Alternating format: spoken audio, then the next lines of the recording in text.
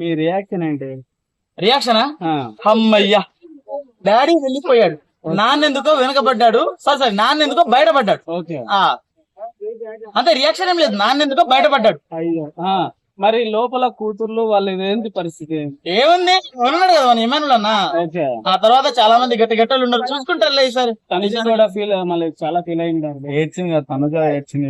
ఏడవాలి బ్రో, ఏడవక ఏం చేస్తారు మరి, ఇంకేం చేస్తారు చెప్పండి. ఏడవాలి. సుమన్ శెట్టి కూడా ఏడ్చారు కదా టాబ్లెట్స్. ఇదే ఆయన పెద్ద దిక్కుగా ఉండే ఇట్లా దిక్కు లేకుండా బయటకు వెళ్ళిపోవాల్సి వస్తుంది. అలా పెద్ద దిక్కు అని చెప్పేసి జనాల్లో ఏంటంటే అట్లా జనాల్లో పోర్ట్రే చేశారు. అంటే ఈయన గేమ్ ఆడడం లేదు, ఈ సెంటిమెంట్లు పెట్టుకుంటున్నాడు, బాండింగ్లు పెట్టుకుంటున్నాడు, ఆ తర్వాత సంథింగ్ సో అని చెప్పేసి ఆయన్ని పంపించడం జరిగింది. ఆయన గేమ్ ఆయన పర్ఫెక్ట్ గా ఆడి ఎవరితో నాకు సంబంధం లేదని చెప్పేసి సోలో వారియర్ గా ఆడింది అనుకోండి, ఖచ్చితంగా ఫైనల్ వరకు ఉండే పర్సన్ తను.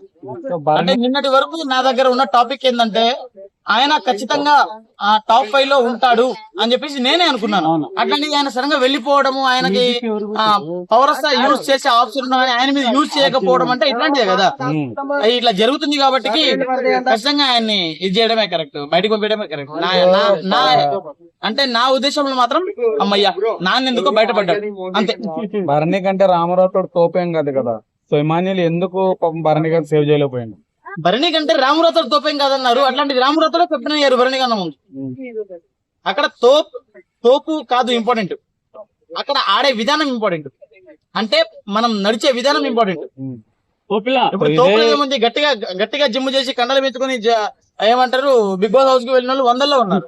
ఆ కండలు ఉన్నోళ్ళు లేకుంటే ఆ తర్వాత ఏదో హైట్ ఉన్నాడు పొడుగున్నాడు అని చెప్పేసి గెలవలేదు, కంటెంట్ ఇచ్చాడు బిగ్ బాస్ కి, అట్లాంటి వాళ్ళే గెలిచారు. ఏదైనా కంటెంట్ ఇచ్చి బిగ్ బాస్ లో తన గేమ్ రూల్ పెట్టుకుని తన గేమ్ ని మంచిగా ఆడుకుంటూ వెళ్ళి ఇలా బాండింగ్స్ లో ఇరుక్కోకుండా ఉండడం చాలా బెటర్. మీరు ఒకటి గమనించండి, ఇప్పటిదాకా జరిగిన సీజన్లలో ఎవరైనా